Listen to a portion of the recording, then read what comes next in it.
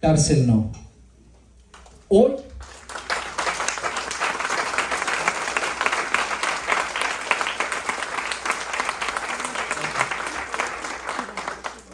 Hoy aquí analizamos las políticas públicas que son mejores para el desarrollo humano y de la calidad por la Ciudad de México.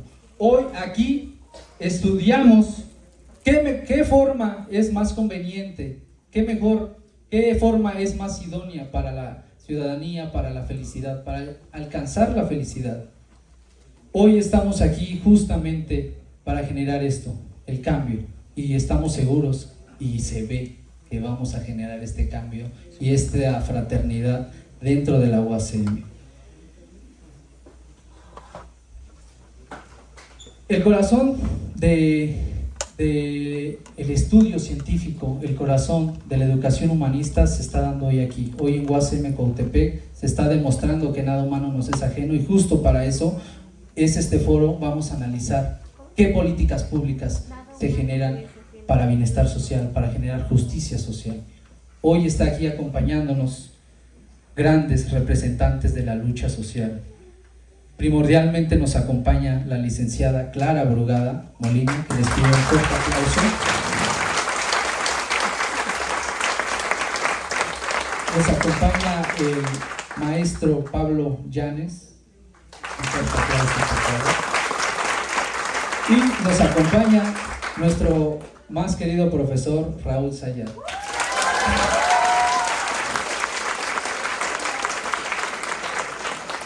Bueno, vamos a iniciar con este foro y les pedimos que estén atentos, muy atentos, porque hoy aquí se está haciendo algo que va a cambiar el sentido de la comunidad científica de la Universidad Autónoma de la Ciudad de México. Hoy aquí estamos haciendo historia y ustedes son las y los protagonistas de esta historia. Vamos a empezar, vamos a... La coordinadora, perdón, discúlpenme. Nuestra más querida coordinadora, que ha generado grandes cambios. Ustedes lo notaron en este semestre, los grandes cambios que se lograron. La señalética.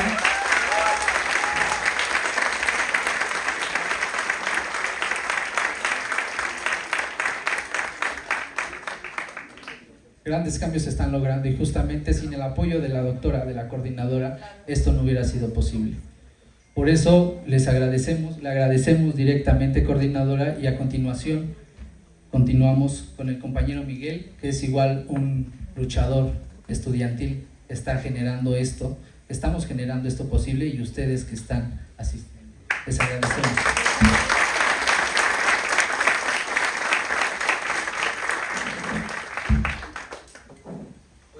Gracias a nuestro compañero David, quien en realidad él es la cabeza de todo este movimiento, y esperamos que todos ustedes se puedan unir. Entonces, continuando con esta presentación, nos acompaña quien es la doctora María Magdalena Salinas, nuestra querida coordinadora, el día de hoy, que sin ella esto no hubiera podido ser posible. Les decimos que la coordinadora, para quien no sabía, un poquito de su currículum y de cómo es que alguien como ella es importante para este plantel. Es licenciada en Ingeniería Industrial y Sistemas por la Universidad Tecnológica de México, es maestra en Administración por la Universidad Tecnológica de México, doctora en Ciencias Sociales y Administrativas por la Universidad de Chapultepec, academia investigadora de la UACM, que actualmente preside dignamente la coordinación general de este campus, como ya sabemos, y queremos pedirle más bien a todos ustedes un fuerte aplauso para nuestra coordinadora, por favor.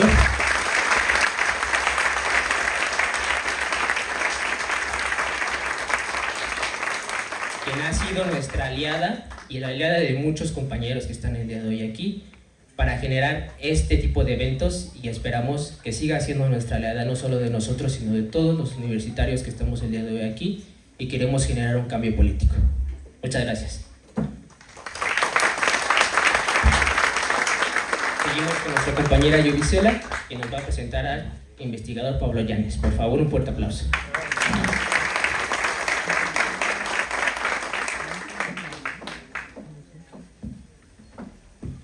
Buenas tardes a todos. Les voy a contar un poquito de su currículum. El profesor Raúl Héctor Sayar Tapia. Él es licenciado en Sociología por la Universidad Autónoma Metropolitana, maestro en Economía por la misma Casa de Estudios, máster en Iniciación a la Investigación en Historia e Instituciones Económicas por la Universidad Autónoma de Barcelona, candidato a doctor por la misma universidad. A su vez cuenta con un diplomado en Educación en Derechos Humanos por la Universidad Autónoma de la Ciudad de México. Luchador social histórico en defensa de la autonomía, educación y libertad de la UACM. Académico investigador y muy querido profesor de la Academia de Estudios Sociales e Históricos. Demos un fuerte y afectuoso aplauso al maestro Raúl Héctor Sayar Tapia. Maestro, bienvenido, está usted en su casa. A continuación, nuestra compañera Mar. Gracias.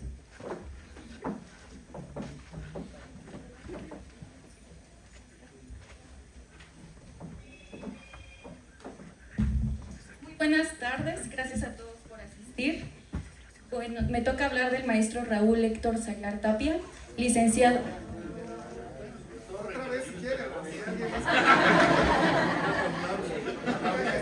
¿Quiere ser alabado?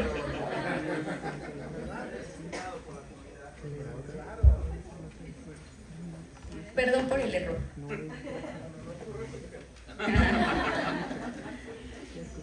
Maestro Pablo Yáñez Rizo. Es un honor presentarlo.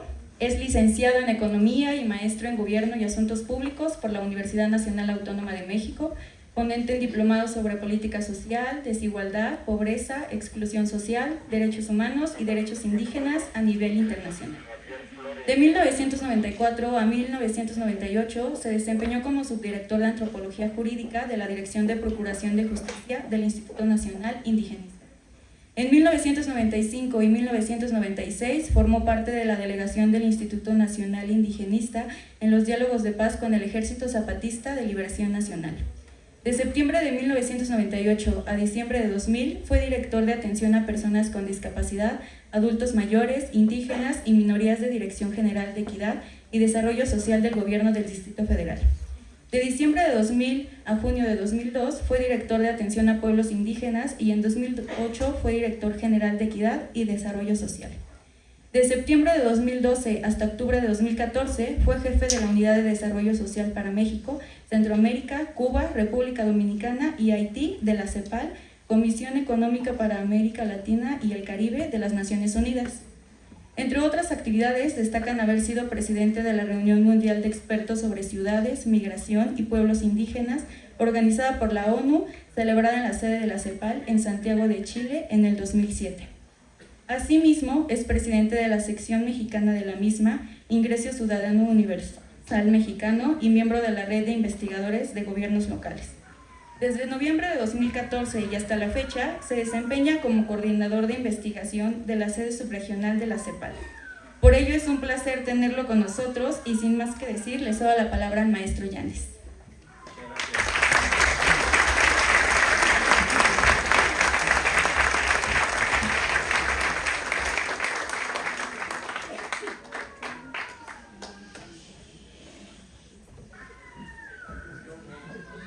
Esa es mi primera intervención.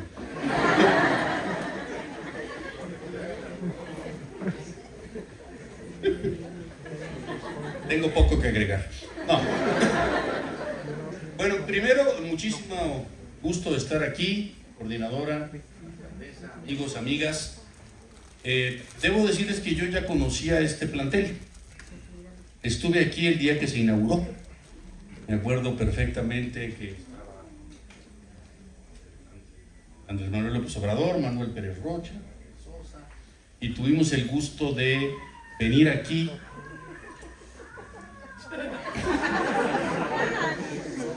es una presentación interactiva. ¿Se lo pueden apagar? Apaguen todos sus celulares, por favor. Bueno, gracias. Y pues es emocionante volver aquí a la UACM. Con la UACM inclusive publicamos una trilogía de estudios sobre ciudad, pueblos y etnicidad, que está ahí publicado. Y con la UACM hicimos también el primer seminario iberoamericano sobre la renta básica. Esa la hicimos ahí en el plantel del Valle. Entonces, digamos que yo he tenido una relación profesional, pero también una relación personal con la UACM, y pues es doblemente grato estar aquí. Quisiera hacerles una pregunta. ¿Quién ha ido a las utopías en Iztapalapa? Todavía muy poquitos. Corran la voz. No, ha ido. ¿No es una cosa fantástica? Entonces, una de las cosas que queda de tarea, si me permite, coordinadora, es que vayan a conocer las utopías que está representando uno de los puntales de la transformación, no solo de Iztapalapa, sino de la Ciudad de México.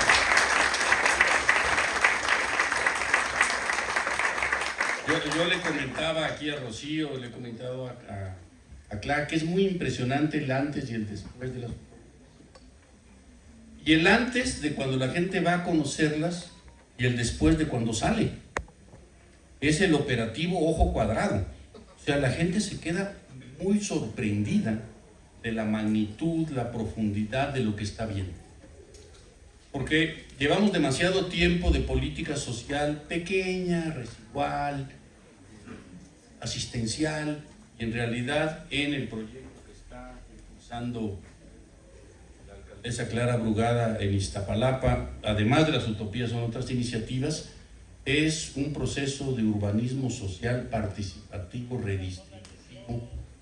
Como le he dicho, no solo es primero los pobres, es a los pobres lo mejor. Y yo creo que esa es una lección del tipo de políticas que se requieren si efectivamente queremos cerrar brechas de desigualdad. Entonces, ya veo que una mayoría no ha ido. La próxima sesión que tengamos, espero que ya muchos de ustedes hayan ido. Y lo que sí les garantizo es que se van a emocionar. Van a encontrar que otra territorialidad es posible, otra manera de vivir el espacio y garantizar pleno acceso a servicios de muy alta calidad, de muy alta pertinencia y disponibilidad. Entonces, en ese sentido, yo te lo he dicho en privado, Clara está abriendo brecha, está abriendo camino en un tipo de ciudad, de territorialidad que se articula en uno de los conceptos de la Constitución de la Ciudad de México, en cuya elaboración Clara tuvo un papel muy relevante, que es el de justicia territorial. Y yo creo que eso está muy expresado en lo que se ha venido haciendo en muy poco tiempo en la alcaldía estatal. Porque hay un asunto de buenas políticas que requieren cumplir con tres atributos: pertinencia, escala y velocidad. Y esos tres elementos se expresan muy claramente en la red de 12 utopías, van a ser 15, ¿no? Como 17 ya. Bueno, 12, pero ahorita hay 12. 12 utopías levantadas en 3 años. Con una escala, una profundidad, una velocidad y una pertinencia que son verdaderamente notables. Y rápidamente la alcaldía de Iztapalapa está atrayendo no solo la atención del resto de la Ciudad de México, de la zona metropolitana, del país y de muchos países. O sea, es un asunto muy importante. Ya vi que no conocen las utopías. Muchas. ¿Quién ya vio la serie de Netflix Contra las Cuerdas? Menos. Fíjense qué interesante es la red. Se la recomiendo muchísimo, la serie. No les voy a contar el final para que se animen a verla, pero uno de los primeros elementos que me llamó muchísimo la atención, son 10 o 12 capítulos, todos suceden en Iztapalapa. Toda la serie está grabada en la alcaldía de Iztapalapa. Está pirata, pero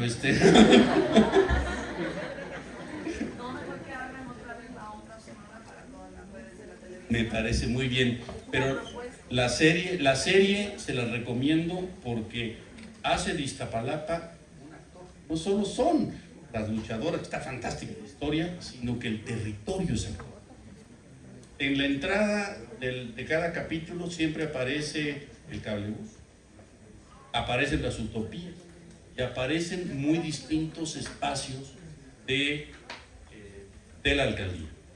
Esto es revelador de un espacio que se está volviendo un espacio territorio referencial. En ese sentido me parece fundamental porque eleva además el orgullo de pertenencia, se llama la topofilia, el gusto de presumir donde uno vive.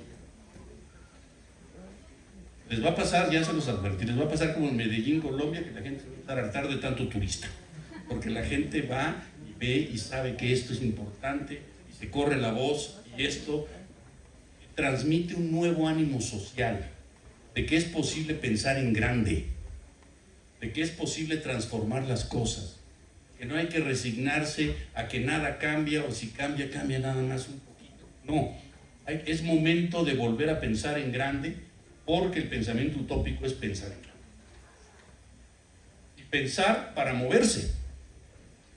En la idea, en una ocasión alguien me dijo, es que eso es utópico. Dije, ¿por qué es utópico? Es posible. Porque eso desata energía social, desata ganas de hacer las cosas, desata procesos. Todo esto son reflexiones que a mí me han surgido de estar cerca de la experiencia de la alcaldía, en particular de las utopías, que yo creo que son también un antes y un después en la alcaldía y en la Ciudad de México. Pronto, muy pronto, veremos qué es esto. Ahora, un elemento central de esto es cómo pensamos las claves de las políticas juveniles en perspectiva utópica. Lanzo la siguiente idea. El eje articulador de las políticas juveniles debe ser la búsqueda de emancipación. No solo salir de la pobreza, no solo resolver algunas carencias. La aspiración de las poblaciones juveniles es la emancipación, es tener una vida libre, una vida independiente, construir su autonomía. Y para eso se requieren un conjunto de políticas, pero que tengan como propósito ese. Fíjense que hay un dato muy curioso, preocupante de la Ciudad de México, que sin duda alguna la Ciudad de México es la ciudad más liberal del país, la entidad incluso más liberal del país, y es al mismo tiempo la entidad en que más jóvenes siguen viviendo con sus padres, porque la barrera de acceso a la vivienda es muy fuerte, y cuando logran salir, tener una vivienda, pues generalmente es en mecanismo de roomies, de compartir la vivienda entre varios, porque no hay modo de acceder a la vivienda de otra manera, y bueno, aprender normas de convivencia, aprender que el respeto al sándwich ajeno es la paz, cosas de ese tipo que son fundamentales cuando uno vive compartiendo. Pero esa necesidad de poder tener una vida independiente, de poder emanciparse, de poder tener un espacio propio, que no tiene que ser en propiedad, puede ser alquiler accesible, asequible, una vida en donde haya actividades culturales, pero no solo como consumidores, sino como productores de cultura. Acceso a la educación, que por eso se construyó la UACM, y acceso a la educación superior. Y además, restablecer el vínculo entre educación y empleo, que está muy lastimado. O sea, el signo en el que nos estamos viviendo en la conducta social es la incertidumbre. Es la incertidumbre de entrar o no a la universidad.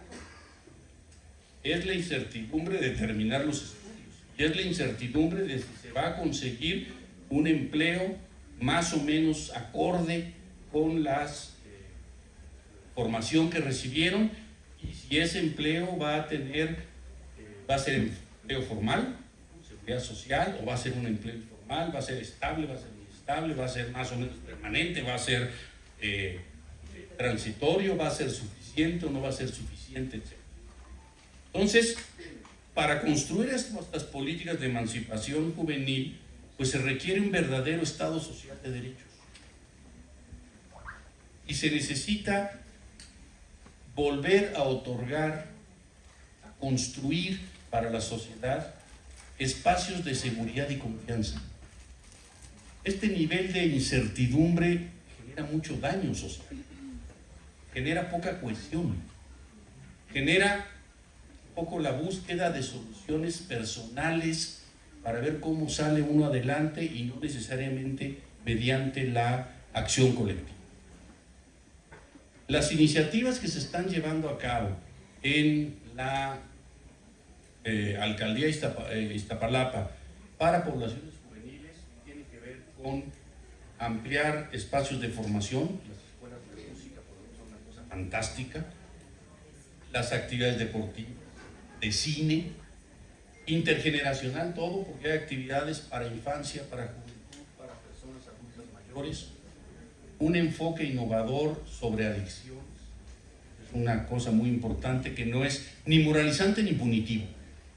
Yo creo que esa es una manera de colocar el debate sobre las adicciones de otra manera. Actividades deportivas extraordinariamente diversas. Unos gimnasios gigantescos, una cosa tremenda lo que uno encuentra. El acceso al agua recreativa. Contribución muy importante del modelo de las utopías, que todo esto va en la dirección de la construcción de la ciudadanía de los jóvenes en clave de emancipación, vida independiente, vida autónoma. Que hay muchas otras cosas que hacer, sí, que efectivamente la dimensión del acceso a la vivienda es uno de los elementos de mayor aspiración y reclamo social de las personas, poblaciones juveniles. Yo creo que de eso no hay duda, pero sobre todo la idea de que hay que confiar en las poblaciones, de que son fuerzas de cambio, son fuerzas de transformación. Lo que requieren es las herramientas y los espacios y las oportunidades y las garantías sociales para poderlo cumplir. Y yo creo que en esa dirección se ha venido trabajando en la alcaldía de Iztapalapa, y seguramente vamos a tener un ciclo de políticas juveniles de mayor escala, de mayor profundidad, pero que no pierdan esa guía de que de lo que se trata es de tener sujetos activos, sujetos realizados, sujetos independientes, sujetos autónomos, personas emancipadas. Muchas gracias.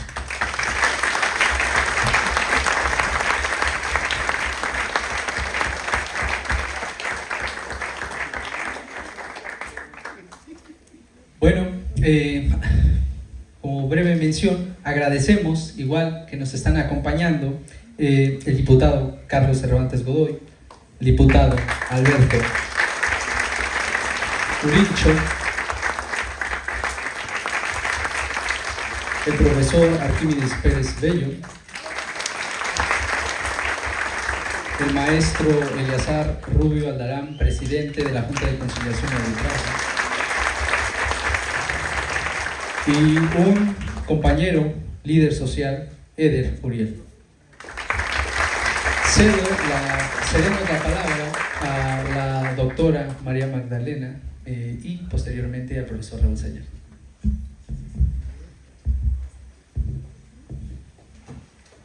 Buenas tardes tengan todos ustedes, ¿cómo están? ¿Contentos de este foro? Bueno, ya se nos adelantó un poquito maestro Pablo, dándonos una introducción a este foro. Lo que me resta a mí es darles nuevamente la más cordial bienvenida a todos ustedes como comunidad, a todos los integrantes que ya tuvo a bien presentar David, a la licenciada Clara, alcaldesa de Iztapalapa, para quien pido un fuerte aplauso.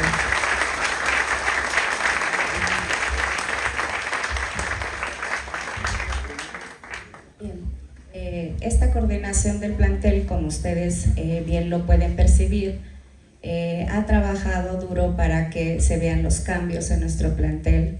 Ahorita en el recorrido que dimos con la licenciada Clara, le mostrábamos que uno de nuestros logros de esta administración 2023-2025 es justamente nuestra señalética, que nuestro plantel pues ya tenía bastante tiempo desde su apertura, que el maestro Pablo no nos dejará mentir, que cuando vino a inaugurar pues no había señalética. Fue un logro para nuestra comunidad y en beneficio de nuestra comunidad.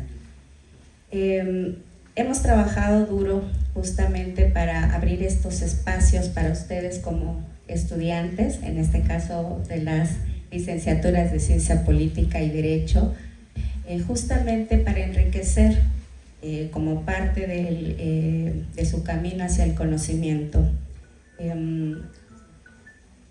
Pero todo esto no se pudo haber llevado a cabo sin la ayuda de nuestro gran equipo de trabajo. Por aquí veo a la licenciada Seferina, para quien pido un fuerte aplauso, que nos apoya en lo demás administrativo. Por aquí vi al maestro Amílcar Torres, que nos ayuda siempre con la parte de difusión de los eventos, nuestros compañeros allá en cabina del área de sistemas y redes, la licenciada Fabiola Olvera. Por aquí vi a la maestra Diana, de difusión cultural, y todo el equipo de trabajo de nuestra comunidad. Bien, pues no me resta más que agradecerle su presencia, tanto a la licenciada Clara, al maestro Pablo, al maestro Sayar, a todos ustedes como estudiantes, a los diputados que nos hacen favor y nos honran con su presencia este día. Y bueno, pues sean bienvenidos a nuestra casa de estudios, la Universidad Autónoma de la Ciudad de México.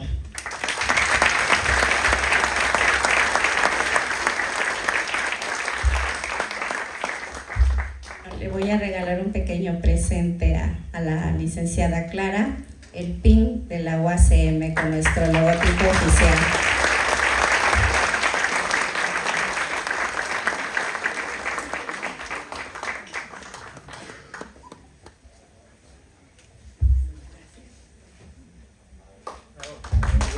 Muchas gracias, bravo, aplauso.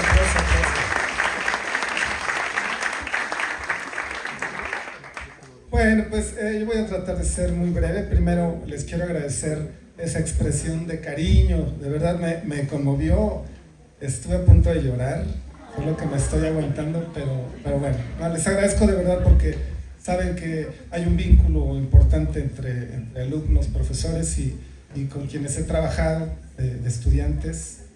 Me siento muy vinculado y les agradezco mucho por trabajar conmigo. Muchas gracias. Y bueno, eso es todo por hoy, ¿no es cierto?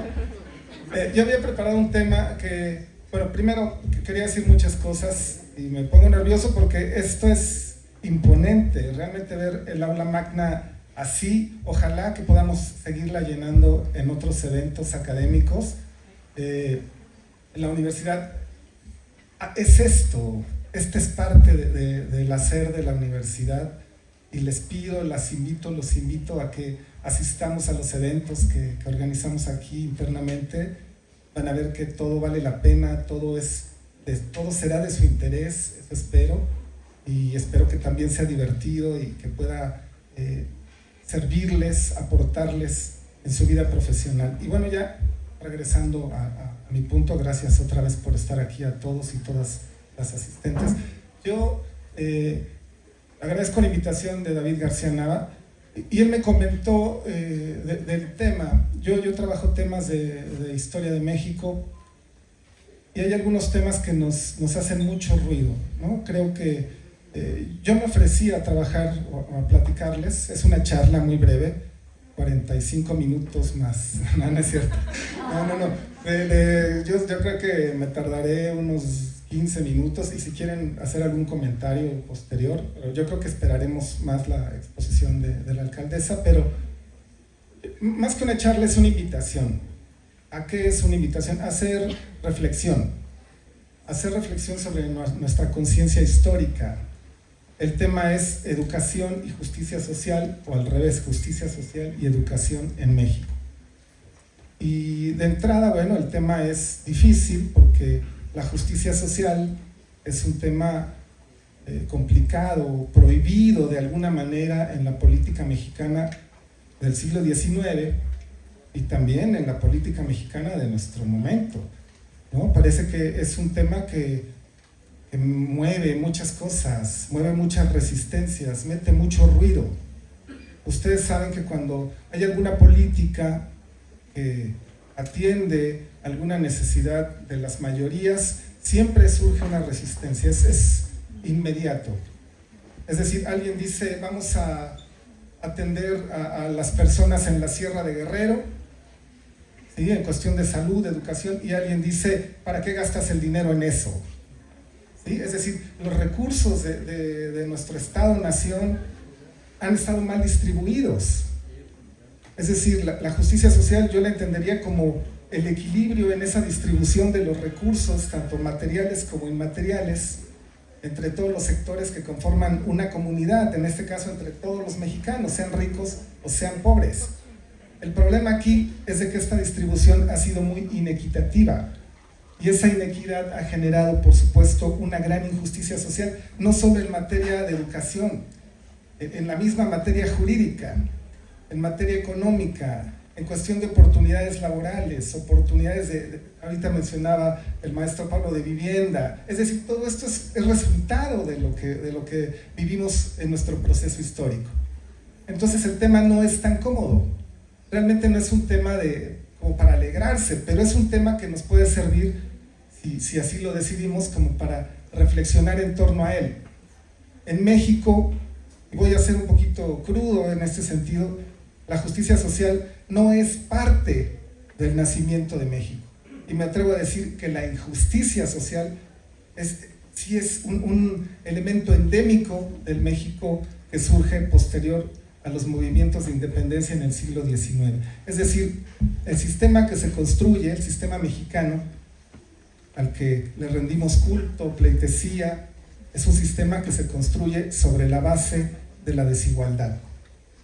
Y de eso les voy a platicar un poquito el día de hoy. Voy a tratar de ser muy breve, espero no deprimir a la gente, ¿no? Pero es un tema que deprime, pero es necesario ser consciente de él.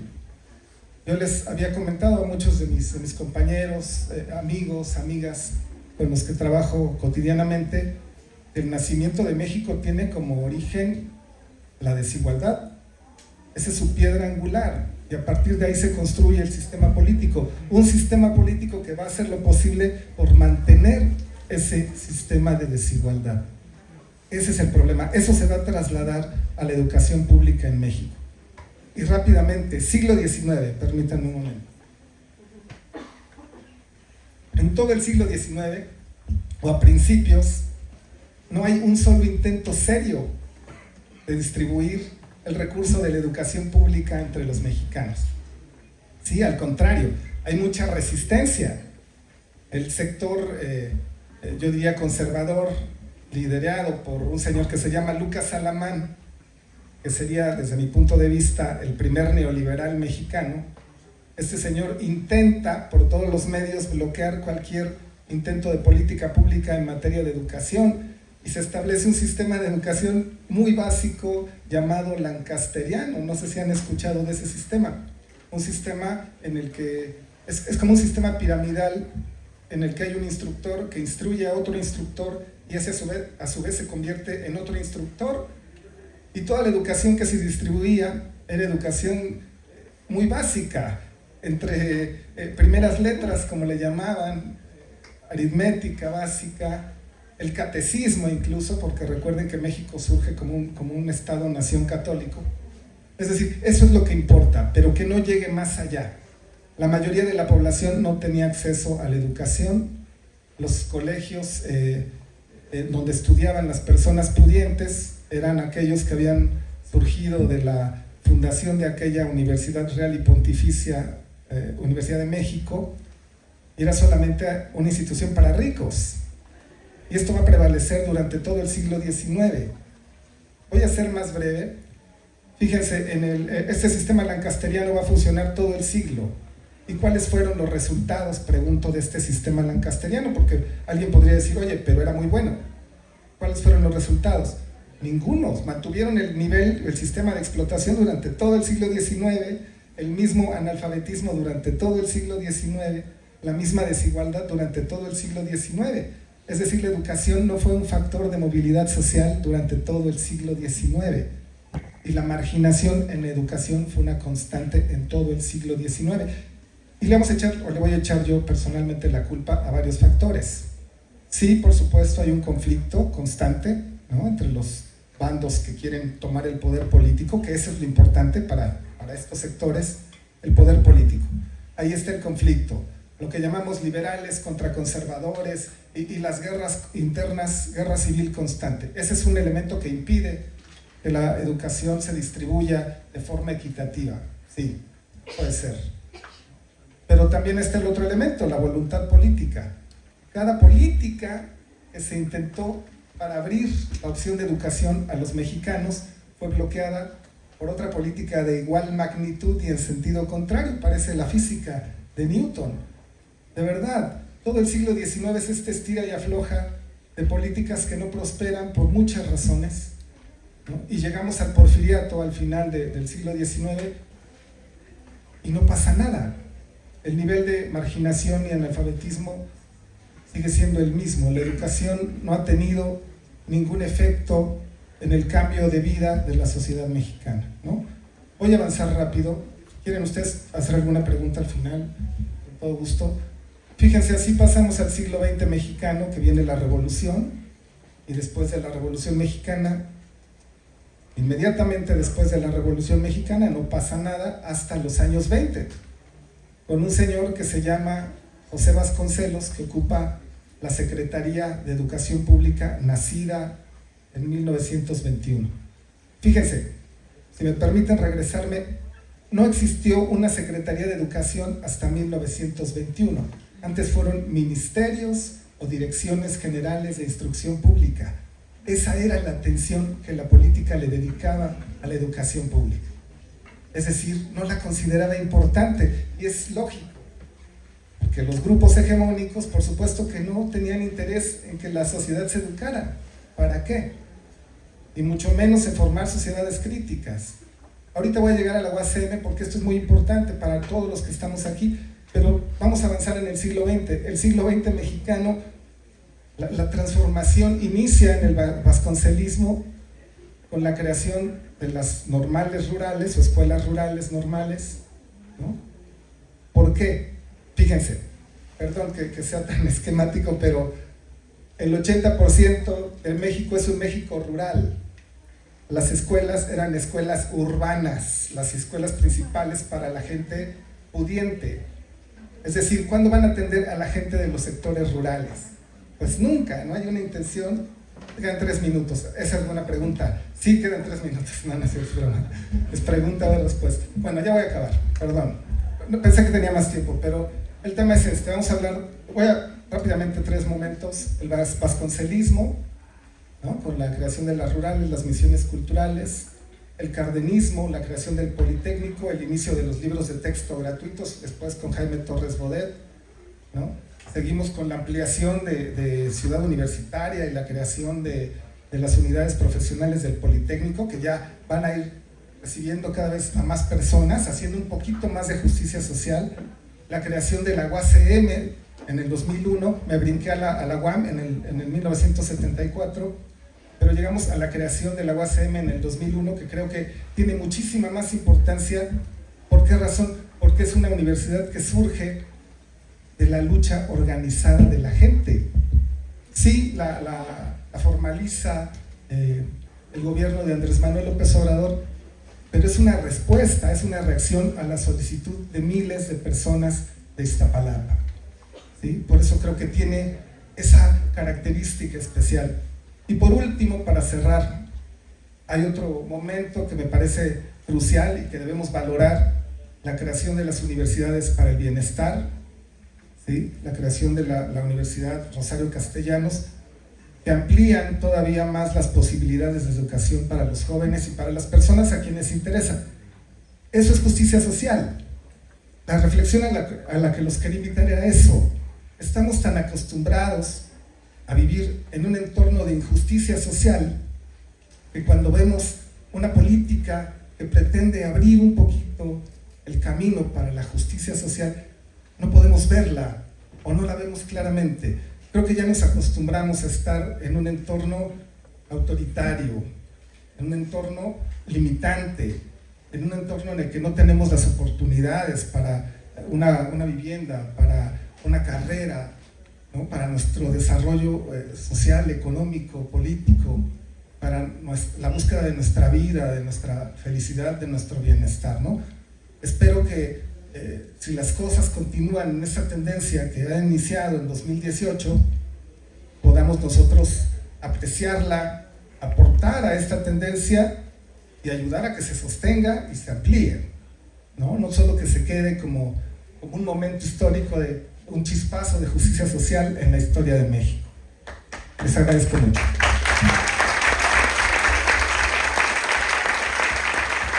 Gracias, maestro Raúl. Y bueno, llegó el esperado momento. Licenciada en Economía por la UAM de Iztapalapa, con gran trayectoria como luchadora social, formó parte del primer Consejo Ciudadano de Iztapalapa, que se eligió en 1995. En el 97 encabezó un movimiento en las colonias de la Sierra de Santa Catarina para impedir que se construyera un centro penitenciario de alta seguridad en la antigua cárcel de mujeres con la consigna Prepa sí, cárcel no. Hoy, en nuestro plantel,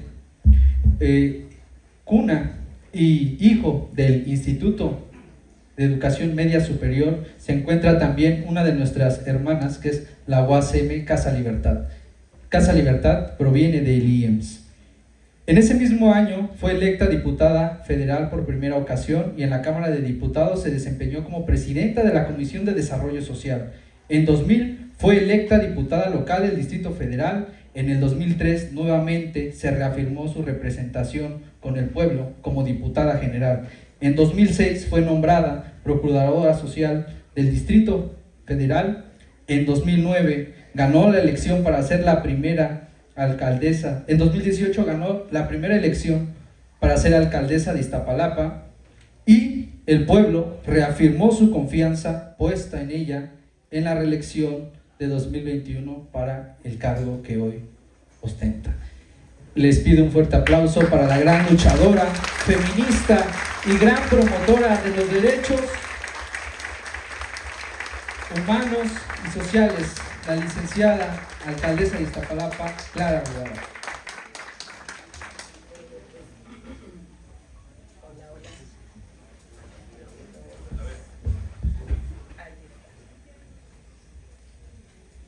Bueno, buenas tardes a todas y todos. Quiero agradecer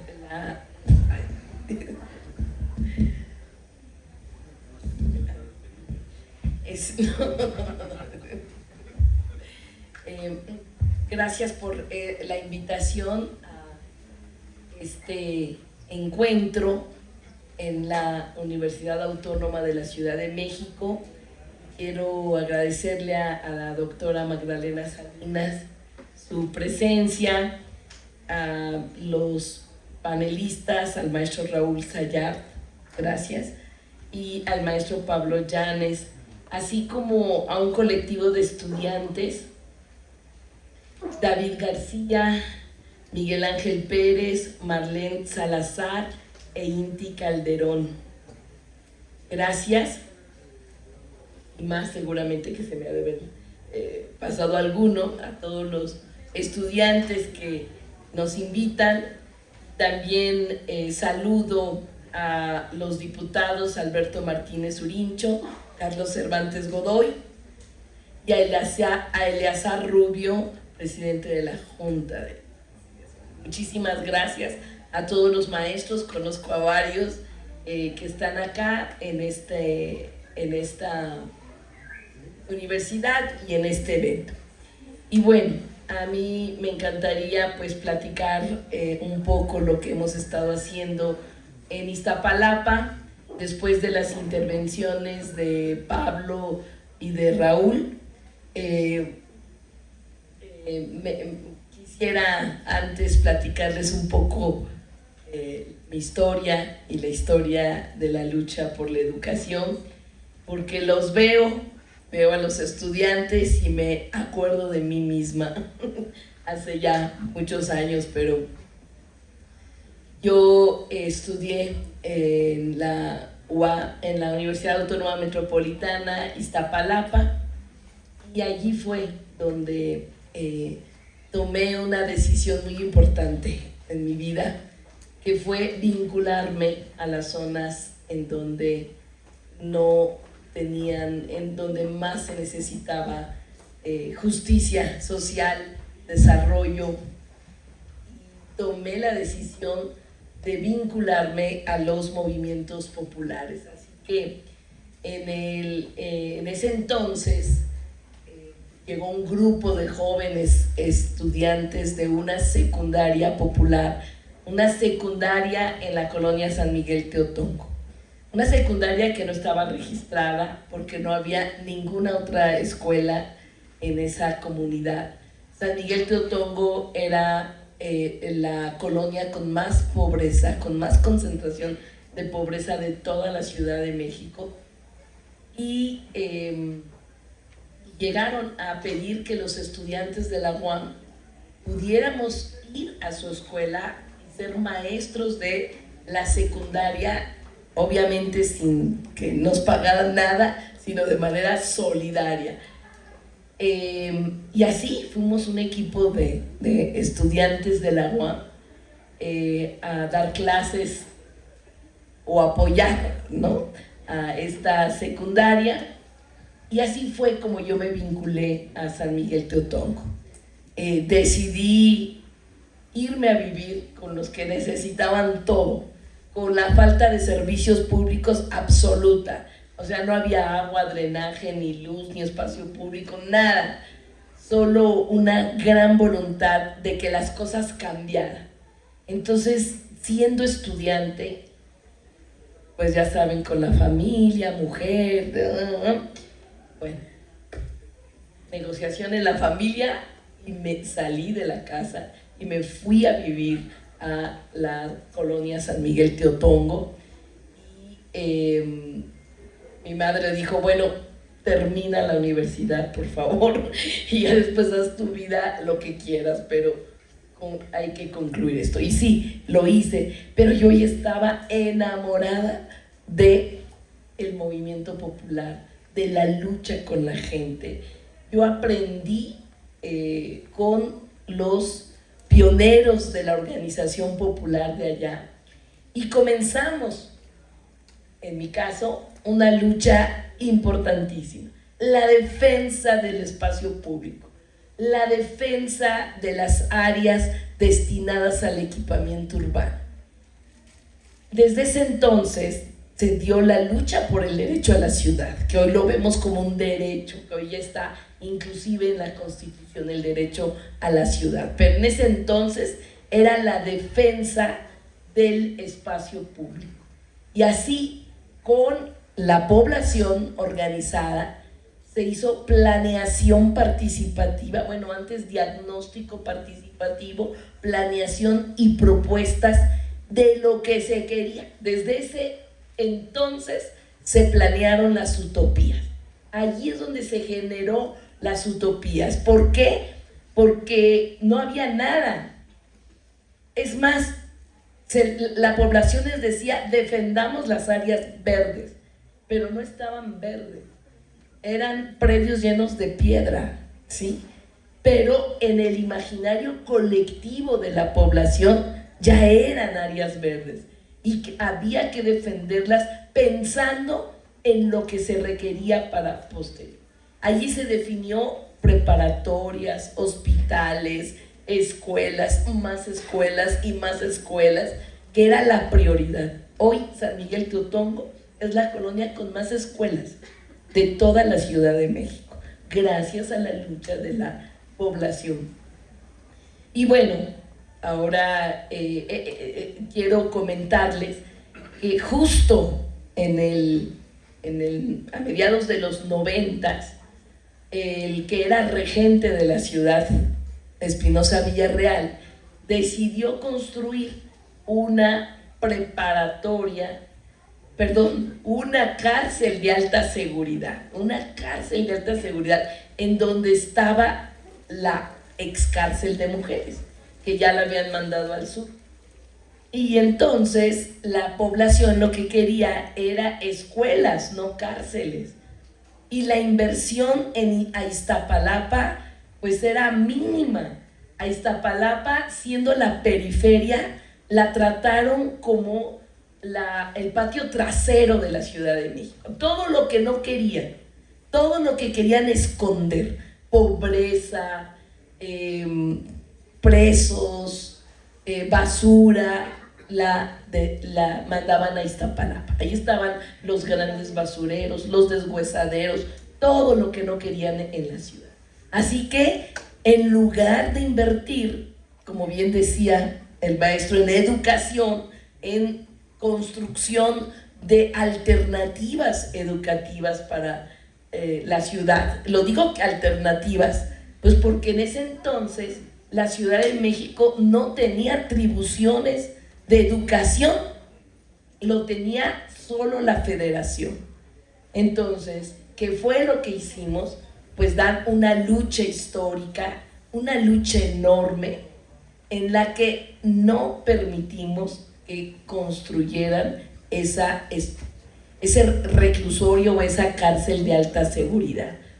Y logramos en ese lugar, después de mucho esfuerzo, de mucha lucha y de todo, que allí se construyera la primera preparatoria del gobierno de la ciudad, porque se hizo todo el análisis jurídico necesario de cómo, con los cambios que hubo en la primera reforma política, para que los capitalinos pudieran votar por sus gobernantes, en estas modificaciones al estatuto de gobierno, la ciudad pudiera tener atribuciones de educación a nivel medio, superior y superior.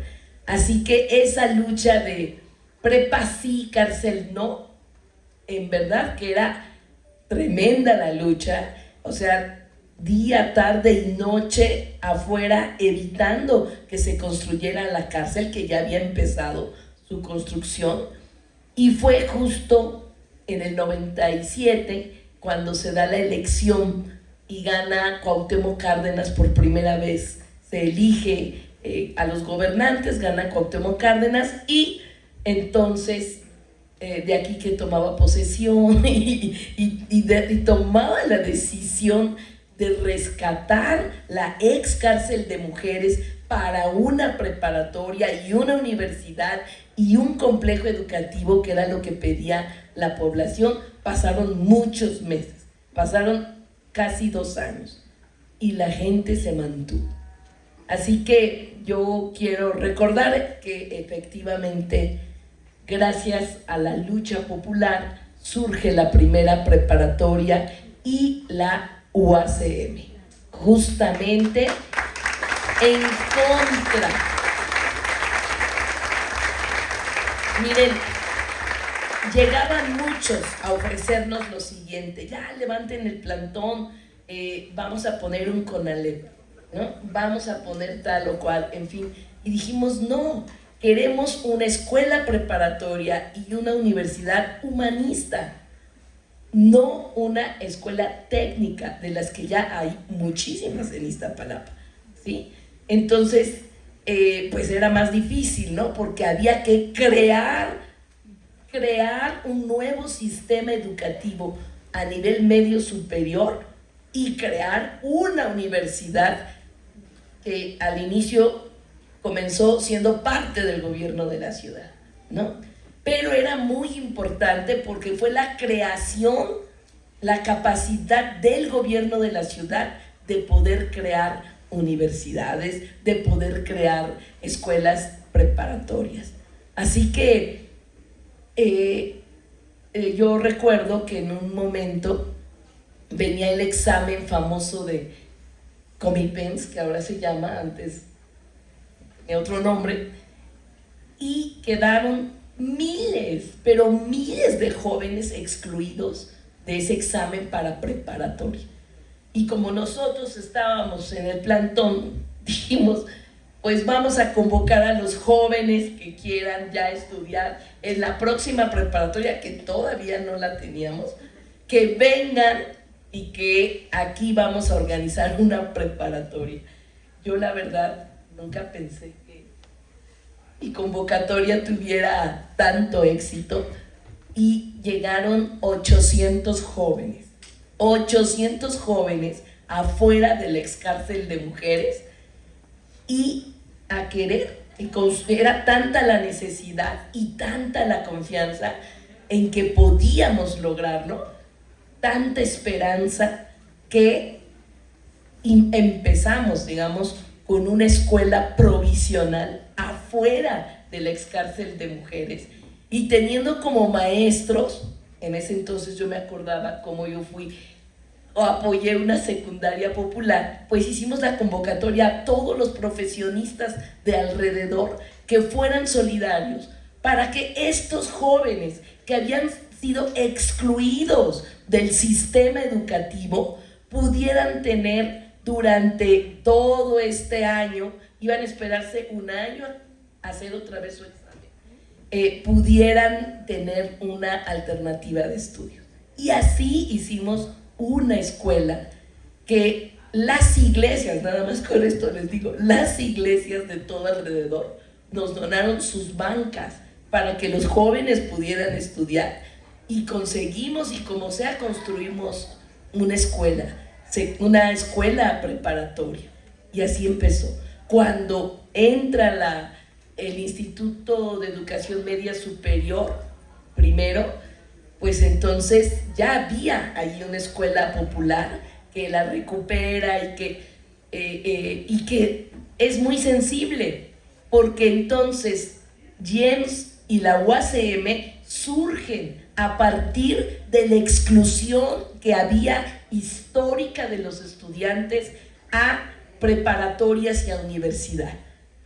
Y aquí la característica fue la siguiente: en estas escuelas no va a haber examen de admisión. Y ni modos, la única oportunidad o alternativa fue el sorteo, ¿no? De ahí empiezan los sorteos de muchas cosas, pero así se hizo. Y entonces, bueno, pues yo lo veo así. Las escuelas de nivel medio superior y la UACM es la alternativa ante la exclusión del sistema educativo en esta ciudad. Y bueno, ahora se crearon más universidades, se están creando más universidades. En el país, 200 nuevas universidades Benito Juárez, es impresionante el número. Y aquí en la ciudad se creó la Universidad Rosario Castellanos, la Universidad de la Salud, y sigue creciendo la escuela de nivel medio superior. Bueno, en medio de toda esta lucha que me parece importante rescatarla y que en algún momento se sistematice y se logre recuperar esa historia,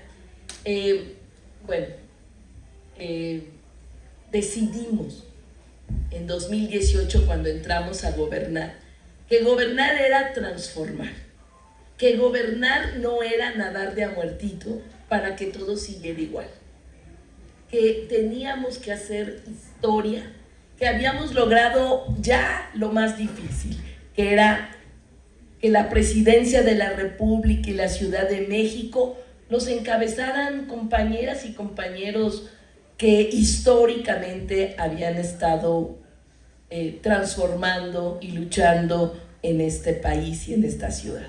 Así que decidimos que las cosas en Iztapalapa tenían que cambiar. Y así empezó. Yo no sé si tenemos pantalla. Perfecto. Entonces quiero, porque hoy van a conocer las utopías, y quiero que las vean, aunque sea en pantallas.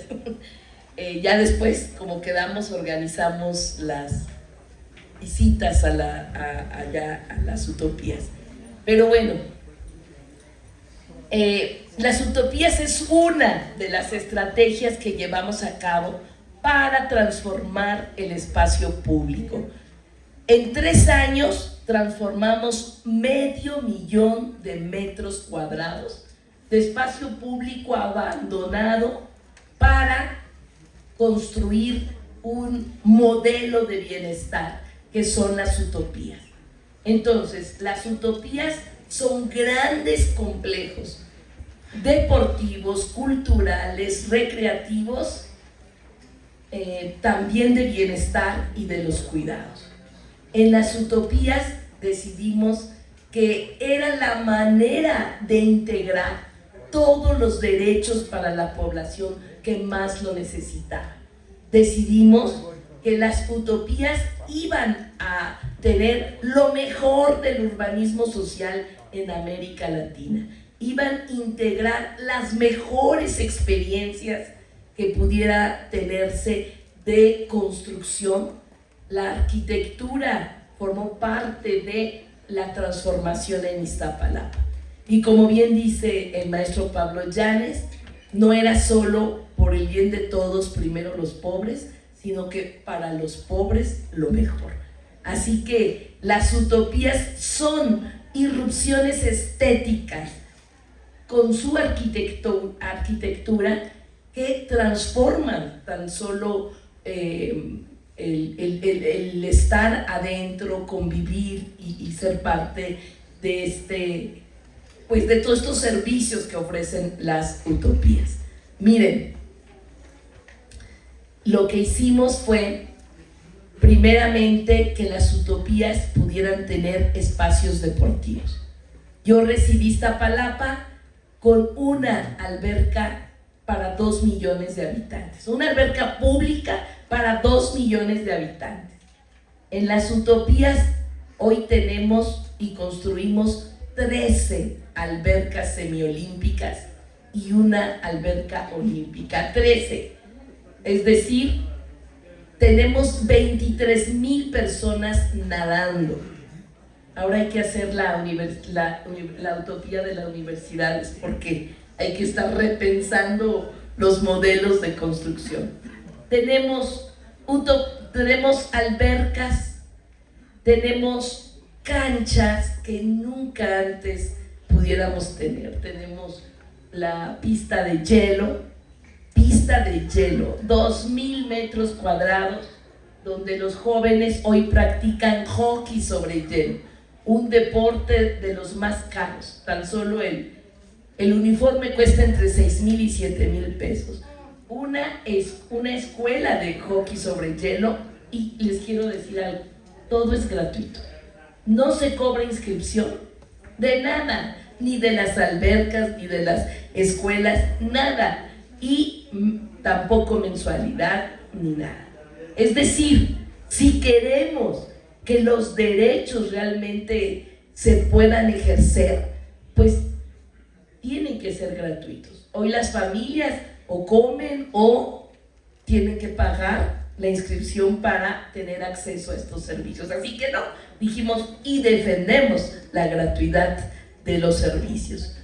Miren ustedes, tenemos esta primera pista de hielo, digo primera y única de la Ciudad de México. No hay en esta ciudad ninguna pista de hielo pública y gratuita. Las hay privadas, pero esta es para aprender deportes sobre hielo. Tenemos la primera pista BMX de la Ciudad de México, en las utopías. La primera pista BMX Y ahí están los jóvenes aprendiendo ciclismo extremo. Y hoy tenemos competencias internacionales. Hay la historia de una niña de 7 años que sus padres vendían allí en el tianguis de Las Torres de Iztapalapa, donde está esta universidad muy cercana, y se acercó a aprender este deporte extremo, la niña, y aprendió en la pista BMX y ganó a nivel estatal, ¿no? Una niña que simplemente se emocionó de ver de qué manera los jóvenes y también otros niños y niñas utilizaban esta pista. Bueno, tenemos el tercer velódromo de la ciudad. Solo había 2 velódromos en la ciudad, el de Magdalena Mixhuca y el de la UNAM. El tercer velódromo lo construimos en la Utopía Mellehuala. Es decir, construimos la infraestructura deportiva porque Iztapalapa sufría de grandes desigualdades comparado con la ciudad. Y ese era el papel de nosotros como gobierno local, construir la infraestructura que nos permita hacer que la población tuviese acceso a este tipo de espacios. Y así tenemos las primeras canchas de tenis, campos de golf, tenemos deportes que nunca antes había tenido Iztapalapa. En las utopías, miren, ustedes están viendo allí la Utopía Libertad, les recuerda el nombre, ¿no? Bueno, la construimos, hoy que venía y que atravesé el reclusorio norte, bueno, teníamos el reclusorio oriente allá en Iztapalapa, con todo alrededor del reclusorio oriente, era una zona de contención con la ciudad. Así que recuperamos 60,000 metros, le quitamos al reclusorio, bueno, con gestión y nada a la fuerza, pero con una gestión decidida, y la convertimos en la Utopía Libertad. Y ahora en esta Utopía Libertad, el único requisito que nos puso el reclusorio fue que no construyéramos hacia arriba, que sobrepasara la barda del reclusorio. Y por supuesto, ¿no? Entonces hicimos una utopía con material reciclable, maravillosa, con albercas, con algunos otros temas muy bonitos. Vean el techo, los baños, todo es precioso de esa enorme utopía. Bueno, a nivel deportivo. A nivel cultural, en las utopías, por ejemplo, logramos que yo recibí Iztapalapa con 3 auditorios para 2 millones de personas construidos hace 50 años. En 3 años construimos 9 auditorios para más de 500 personas a lo largo y ancho de Iztapalapa. En 3 años en las utopías. Y allí para el teatro, para el cine, para la cultura. Contamos con 140 orquestas comunitarias. Orquestas comunitarias que se les entrega a los jóvenes sus instrumentos musicales.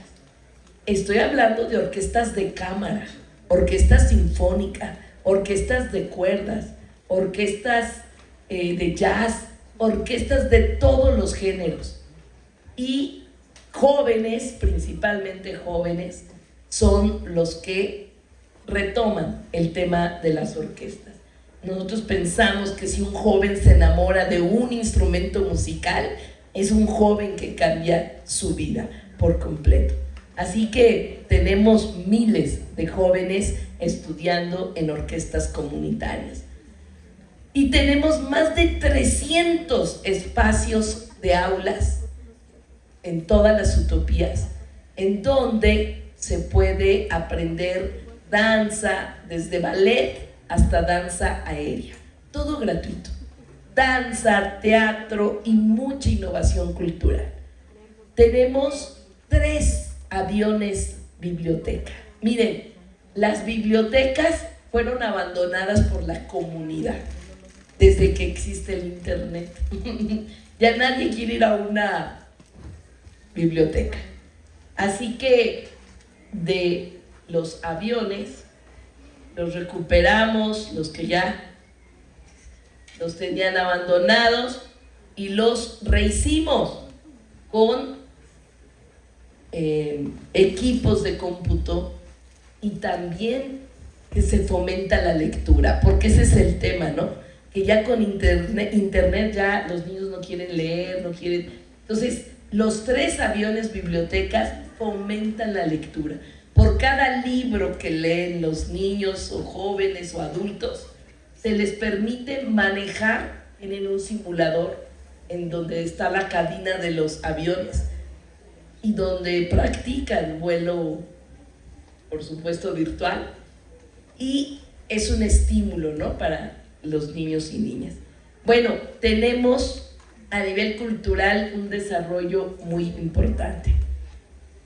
Construimos en el periférico, construimos el Barco Utopía, en medio de la Vicente Guerrero, así se llama una unidad habitacional muy grande.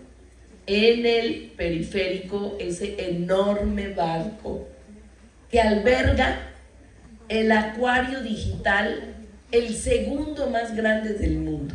Solo nos gana Tokio. Este es el segundo. Aquí en la ciudad hay un acuario digital en Polanco, de Slim, y cobran 300 pesos y solo es una pared. Aquí son 300 metros cuadrados de interacción, de inmersión. Bueno, los niños felices, ¿no?, en el acuario digital. Van miles y miles y miles. Iztapalapa entonces dejó de ser ese traspatio de la Ciudad de México, y con el gobierno de la ciudad que invirtió en el cablebús, como aquí en Pautepec, allá también en la Sierra de Santa Catarina, y se decidió transformar. Hoy Iztapalapa van a visitarlos de toda la ciudad, del Valle de México, del país, y van grupos y grupos y grupos, porque es gratuito, porque no se cobra nada, y porque con los propios recursos públicos de gobierno de la alcaldía lo hicimos todo. Eso implicó entonces un plan de austeridad. La pregunta es, ¿qué hicieron las demás administraciones con el dinero, ¿no? ¿Qué hicieron los anteriores? Hoy son miles de metros cuadrados en beneficio de la gente. Tenemos parque de diversiones como Iztapasauria, este parque temático de dinosaurios, es el único público y gratuito de todo el país. Existen privados, pero este es el único público y gratuito. Vienen de todos lados a Iztapalapa. Tenemos todos estos espacios y también la perspectiva de género. Miren, el sistema público de cuidados. ¿Qué es eso? Bueno, esa sería una buena tarea, ¿verdad? Conocer muy bien todos los derechos de la Constitución de la Ciudad de México. Miren, uno de los derechos que se tienen es el derecho al sistema público de cuidados, que es hacer justicia en la tarea de los cuidados a las mujeres, principalmente.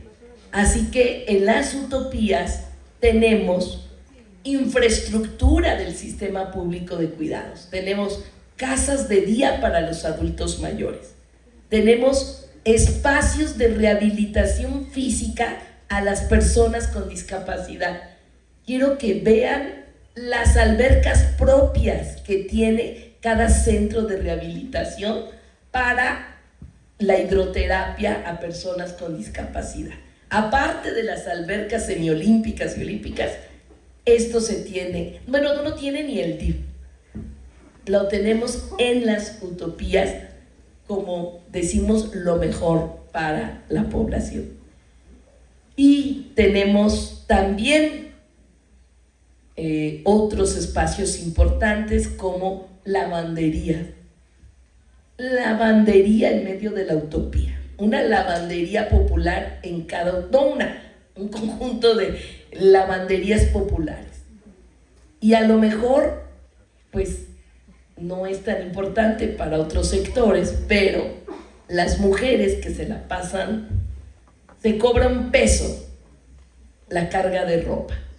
Y cada vez más hay participación de hombres, de jóvenes que van y lavan su ropa en las utopías.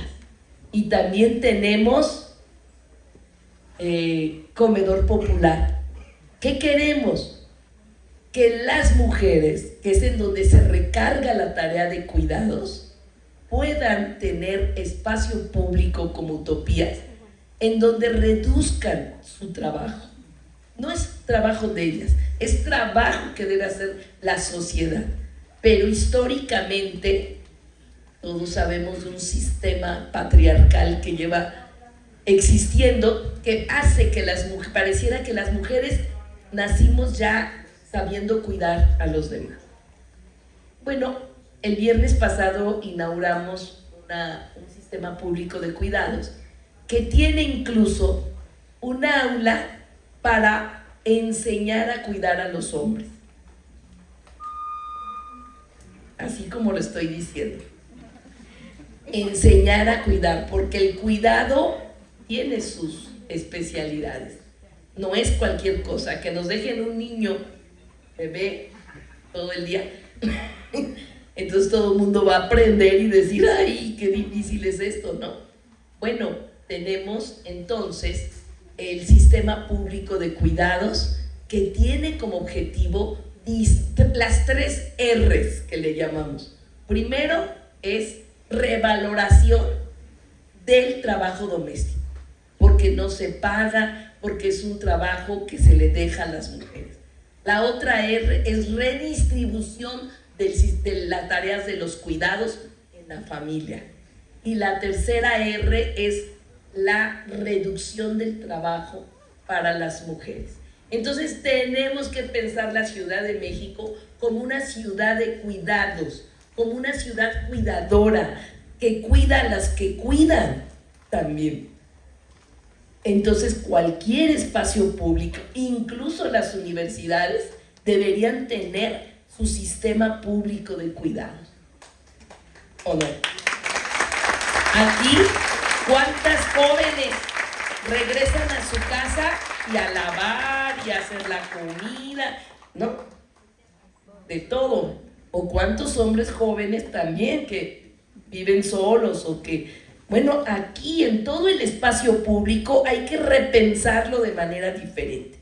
Y estamos en la etapa de la 4ª transformación, de la vida pública, y yo le agrego privada. Porque lamentablemente la tarea de los cuidados queda como tareas privadas. Pero sumen el tiempo que toma a todas, principalmente las mujeres, hacer de comer, lavar la ropa, cuidar a los niños, cuidar a los adultos mayores. Es muchísimo tiempo. Se calcula, dice el Instituto de Mujeres a nivel nacional aquí, que equivale al 26% del Producto Interno Bruto del país. Entonces, pues es muy importante que cambien las cosas, que cambie la vida de las mujeres y que las mujeres tengan oportunidad de estudiar. ¿Cuántas mujeres dejan de estudiar por cuidar en la familia? ¿Cuántas mujeres dejan de trabajar por cuidar? Así que los gobiernos tenemos la obligación, según la Constitución, de construir infraestructura para hacer, entonces sí, justicia y que la tarea de cuidados no solo sea de las mujeres. Entonces, en las utopías tenemos todo eso. Incluso en cada utopía tenemos un spa gratuito. Y allí van las mujeres, véanlos, el spa, a tomar masajes, terapias alternativas, el apapacho a las mujeres. Bueno, entonces las utopías son integrales. Van los jóvenes, van los niños, las niñas, los adultos mayores, personas con discapacidad, mujeres, etc. Bueno, eso es parte de lo que hemos hecho. Digo parte porque ha habido más temas muy interesantes como la iluminación, que es un combate a la desigualdad urbana muy importante, pero habrá más tiempo para poderlo comentar. Yo aquí quisiera dejar esta intervención para decirles que estamos soñando con hacer una ciudad de las utopías y es muy importante la participación de los universitarios para que construyamos juntos una ciudad que defienda los derechos de las mujeres, una ciudad de los cuidados, una ciudad próspera, una ciudad que rescate su vocación medioambiental. Y ha hecho mucho Claudia Sheinbaum, muchísimo. Se ha transformado esta ciudad. Hay que continuar con esta gran tarea de seguir transformando la ciudad. Una ciudad que se sienta orgullosa de ser un territorio con diversidad sexual. Una ciudad que defienda, que proteja, pero sobre todo apoye a los pueblos originarios, ¿no?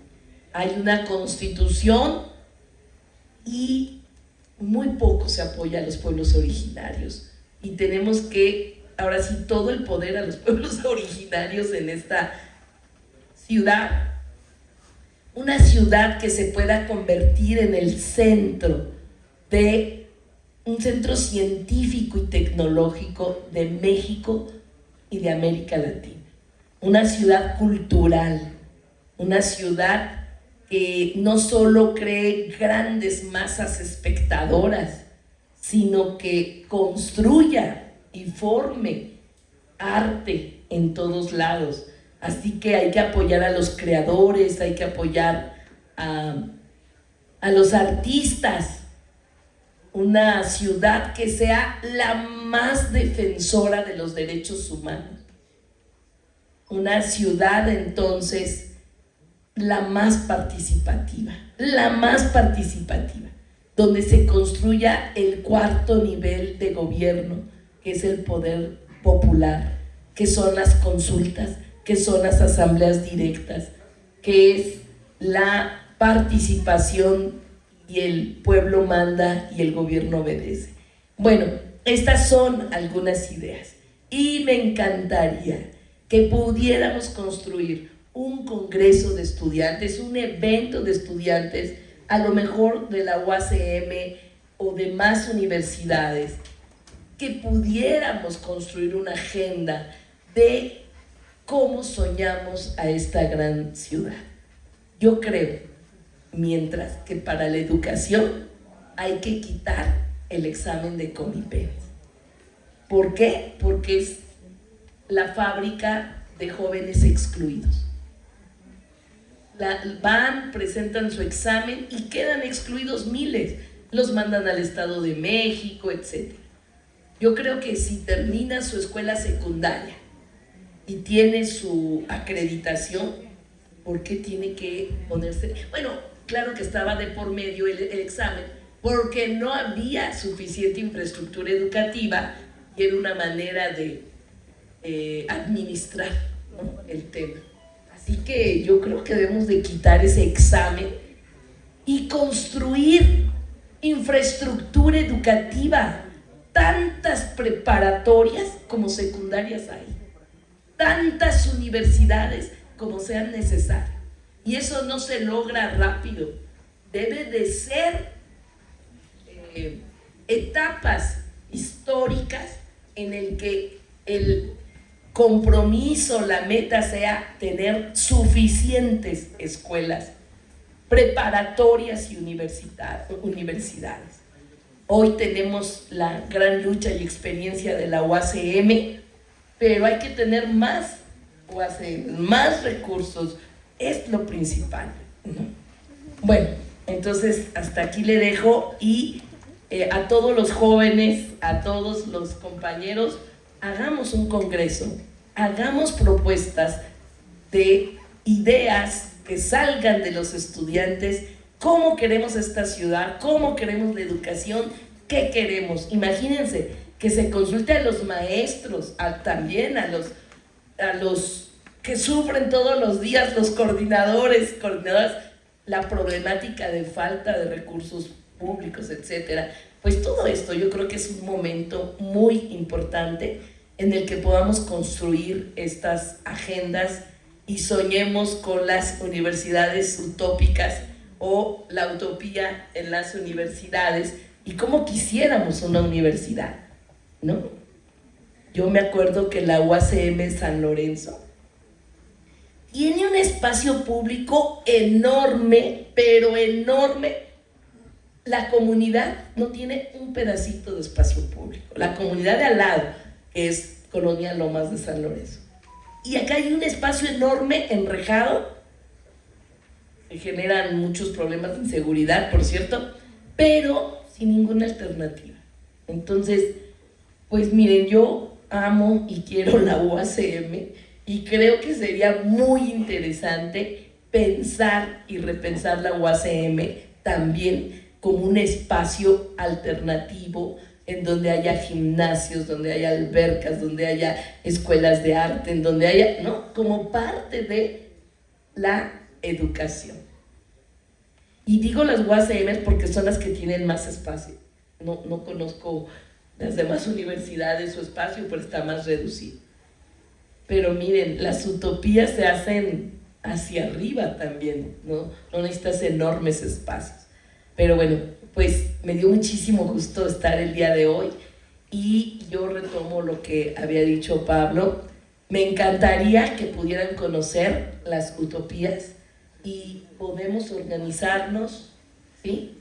Nosotros apoyamos para que se trasladen y conozcan, critiquen y aporten todo para las utopías.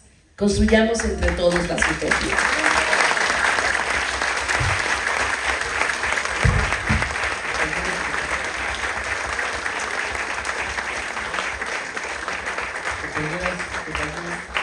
Vamos a tener la sesión de preguntas y respuestas. Va a moderarlas mi compañera, entonces sean participativos. Muy buenas tardes. Bueno, a continuación procederemos a la ronda de preguntas y respuestas. Sean concisos, también muy precisos, de favor. Solo serán 6 participaciones, o sea, 6 preguntas, con un máximo de tiempo de 2 minutos. Las preguntas consistirán en 3 personas, 3 mujeres y 3 hombres, ¿vale? Entonces, un hombre y una mujer, ¿vale? Entonces, si gustan levantar la mano de una vez, la persona. Muchas gracias. Sí, adelante, iniciamos. ¿Por qué es tan fácil vulnerar la autonomía de la universidad invitando a políticos a que se candidateen? El semestre pasado se invitó a un candidato de Morena y ahorita se invita a más de Morena que se candidateen. Los estudiantes no queremos eso. Esto es una mentira, una falacia. No fue un evento académico, permítame. No fue un evento académico, fue un evento de candidatos. No se invitó a ningún compañero, si puede ser conciso, ya acabamos. Precisamente. No queremos que vengan políticos. ¿Qué dijeron que era un evento académico? ¿En qué momento fue un evento académico, compañeros? No se dejen engañar por ellos. No voten por ellos. Eso no lo dijeron, compañero. A ver, dijeron que desde el principio dijeron que era un evento académico. Es un evento político. Es un evento político en donde se vulnera la autonomía. ¿Por qué? Continuamos con la siguiente pregunta. ¿Alguna compañera que quiera participar? Compañera. Sí, buenas tardes. Permítame, compañera. Todo tiene que ser en orden, por favor, o sea, una tranquilidad en este momento, porque se supone que somos académicos y que tenemos que venir aquí a dialogar sin ningún tipo de conflicto, ¿ok? Entonces, buenas tardes. Yo soy profesora de aquí, soy la profesora María de la Luz Flores Galindo. Yo soy de Iztapalapa. Yo felicito a mi alcaldesa. Estamos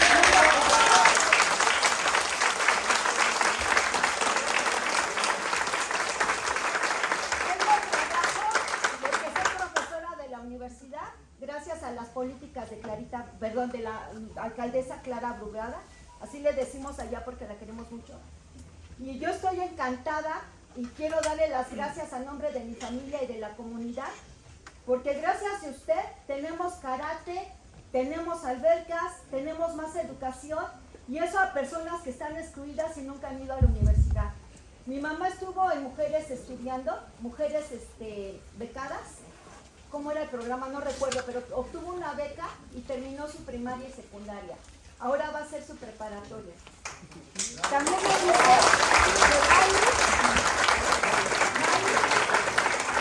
yo era maestra de la UAM, yo también soy egresada de la UAM Iztapalapa. Yo era profesora de tiempo curricular de las plazas de asignatura. Y yo pensaba, ¿cómo no hacen una universidad? Y ese era mi sueño. Pero yo estaba al pendiente de lo que hacía Clara Brugada, porque estaba en movimiento social, prepa sí, cárcel no, prepa sí, cárcel no.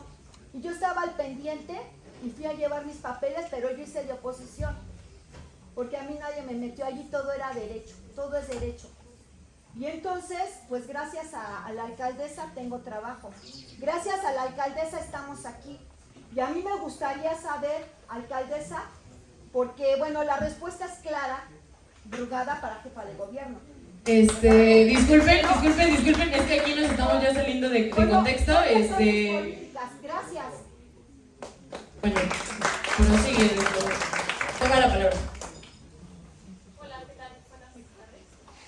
Yo soy egresada de esta universidad también, y estoy en la UAM ahora. No va a ser Rápidamente, mi pregunta, Clara, nos hablabas del apoyo a los pueblos originarios. Yo como planeadora de la ciudad, estudiando planeación, me interesaría saber cuáles van a ser tus propuestas para continuar con el plan de ordenamiento general territorial, el plan de desarrollo de la Ciudad de México. Creo que es un tema importante, interesante, que está ahí, que se quedó parado con la doctora Sheinbaum. Me encantan tus propuestas, soy tu fan, la verdad, debo decirlo. Y creo que como ejercicio democrático dentro de una universidad y como ciudadanos y ciudadanas, yo también en un momento de mi ejercicio universitario organizamos alguna propuesta preguntándole a los políticos de la GAM, por cierto. Si podrían ser breves, por favor. Y muchos compañeros siempre se oponen, solamente para decirle al compañero que esto es un ejercicio democrático. Nada más. Gracias. Bueno, siguiente pregunta, el caballero de allá del fondo, por favor.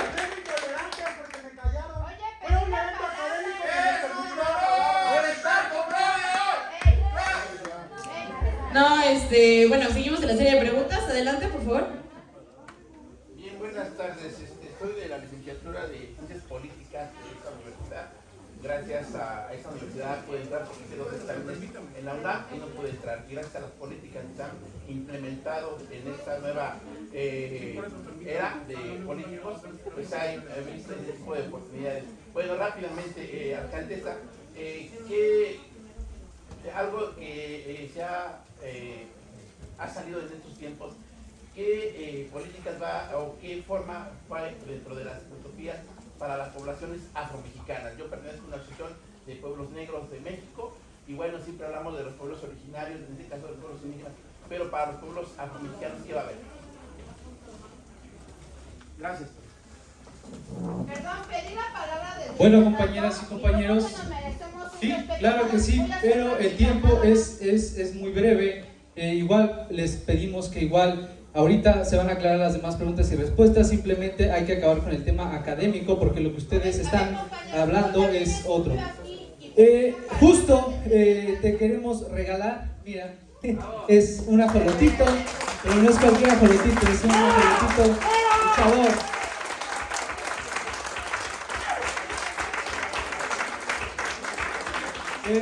Adelante. Adelante. Adelante. Mi sugerencia era, o sea, qué padre venir a escuchar y qué, o sea, digo, qué mala onda de ustedes que van en contra de ustedes, no de ella. Qué padre venir a escuchar a gente como usted que ha soñado en ayudar a Iztapalapa. Yo venía a pedir algo, ya que usted está más cercana de la jefa de gobierno y que hoy tenemos aquí a honorables diputados de esta delegación, Gustavo Madero y gente, yo pido que aboguen para que se haga una extensión del cablebús hacia esta universidad. ¿Por qué? Ya que si ustedes vinieran en la tarde es muy difícil que los chavos se trasladen para allá, tanto en la mañana a las 6 de la mañana como en la noche. Yo sí pediría que aboguen, que hagan lo posible para que hagan esa extensión. Precisamente usted decía, aquí en la universidad hay espacios. Aquí podrían hacer una estación exclusivamente para los estudiantes. Porque a mí me gustaría que vengan a ver cómo sufren para irse a sus casas. Vienen desde muy lejos, a las 9:30 de la noche, no se da abasto con los camiones. Entonces, solamente eso le pido. Y perdón, si habla de política, sí, todo es política, pero precisamente uno viene aquí a pedirles que abogar por las necesidades que tiene la comunidad. Viendo de esa manera, uno vota por quien de veras se preocupa por uno, no por nada más, digamos, vienen a lavarnos el coco, no. Eso era lo único que quería decir. Nada más.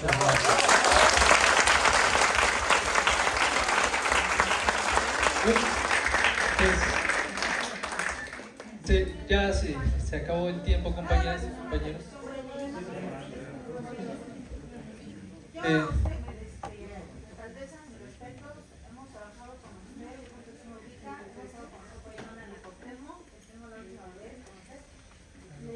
De la seguridad que tenemos, la inseguridad que vivimos en la UACM de San Lorenzo, Tezonco, y también le pediría a usted que nos apoye con transporte, porque nuestro transporte está parado.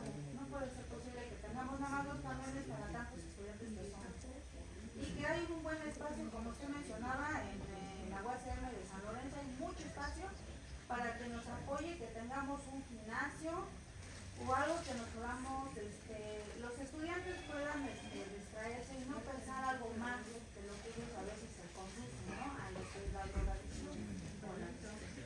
Una ciudad, una universidad utópica es lo que necesitamos. Bueno, compañeras y compañeros. Miren, yo he escuchado y yo soy Luis Alberto Muñoz, soy estudiante del 6º semestre en la Universidad de Ciencias Políticas.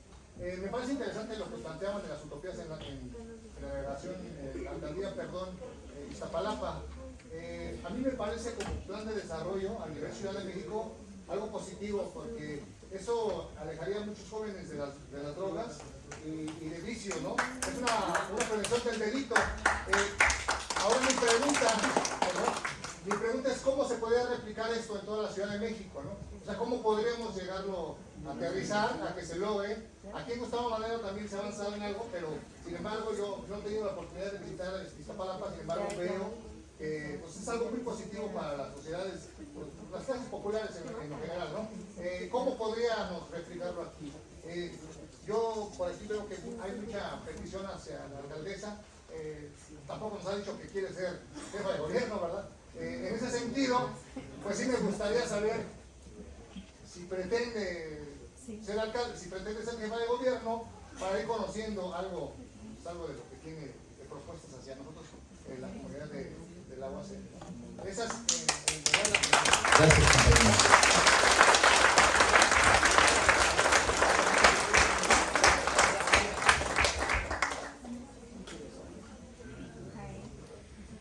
Bueno, a ver, yo vengo como alcaldesa de Iztapalapa a un evento convocado por estudiantes y con la presencia de la coordinadora. No es un evento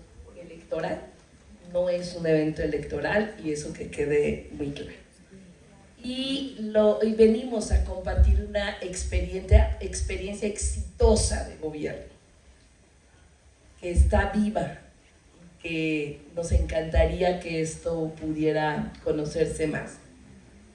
Por supuesto que es un modelo de bienestar que se está replicando todos los días. Nosotros tenemos 12 enormes utopías, 500,000 de metros cuadrados transformados. Pero vamos a seguir construyendo más utopías. Vamos a construir la utopía del niño y la niña, la utopía de la mujer, las utopías en la zona pegada al Cerro de la Estrella, en fin. Así que esto pues sí se puede replicar. De hecho ya hasta en otros países lo están replicando. Y hoy van de todo el mundo a conocer la experiencia de Iztapalapa. Antes la ciudad de Medellín era la meca, por decir así, del urbanismo social y los mejores proyectos. Ahora ya Iztapalapa es el lugar, ¿no? La Ciudad de México. Entonces, bueno, creo que esto es importante, muy, muy importante. Y obviamente creo que también son algunos temas importantes que se han desarrollado en las utopías que tienen que ver con las discriminaciones. En este caso tenemos espacio de diversidad sexual. En todas las utopías hay información, promoción y demás.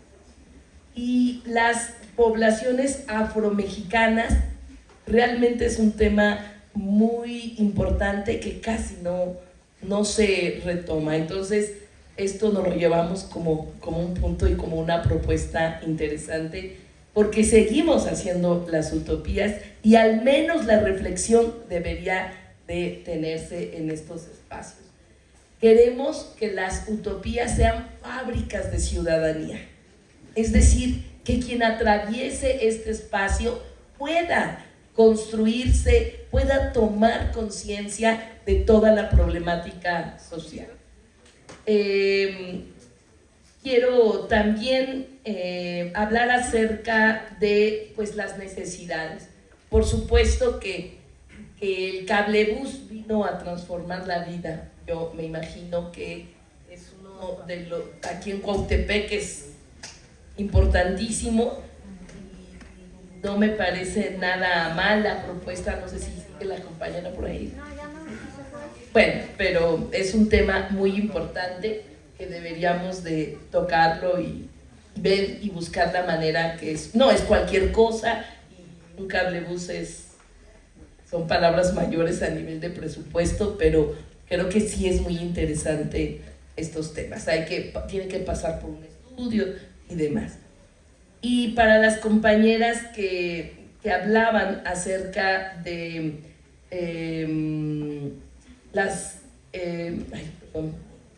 lo de San Lorenzo, el transporte de la UACM, gimnasios y todo, adelante. O sea, eso es muy importante que en la UACM San Lorenzo podamos resolver por el tema de seguridad el asunto del transporte. No es la primera vez que hemos apoyado, así que vamos a apoyar y también vamos a platicar con la comunidad, porque allí, les digo, hay un espacio enorme que se tendría que abrir y como alcaldía podemos invertir allí, pero abierto también a la comunidad, ¿no?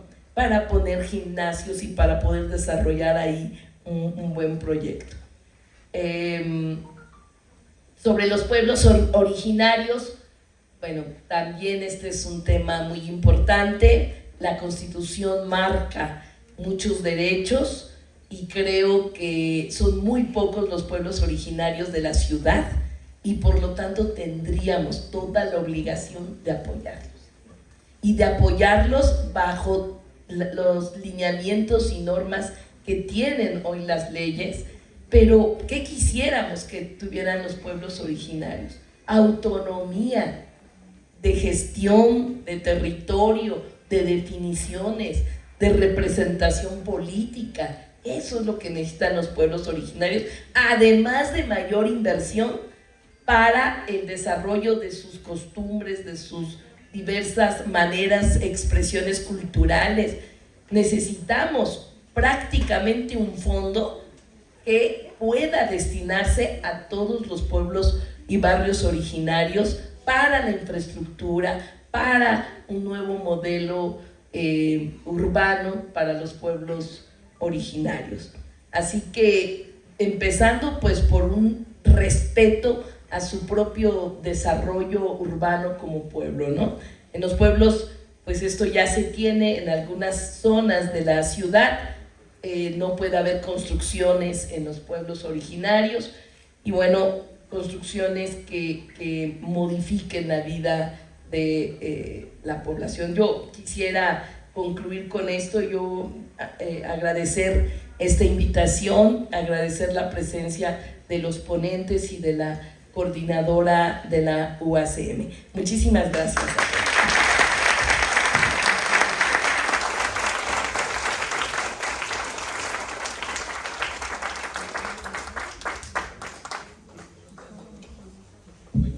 Bueno, compañeras y compañeros, vamos a dar ya por finalizado este gran foro. La verdad es que fue tan hermoso que se hayan congregado hoy aquí justamente a estudiar, a criticar científicamente y humanísticamente.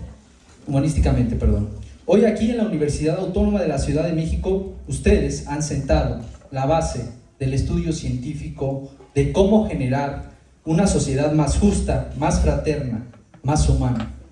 Hoy con fundada alegría, celebramos con este primer foro el triunfo del 20 de marzo del año 2000. Nuestra educación está más fuerte que nunca. En el aspecto humanista, entre los estudiantes y su comunidad, el pacto ha triunfado.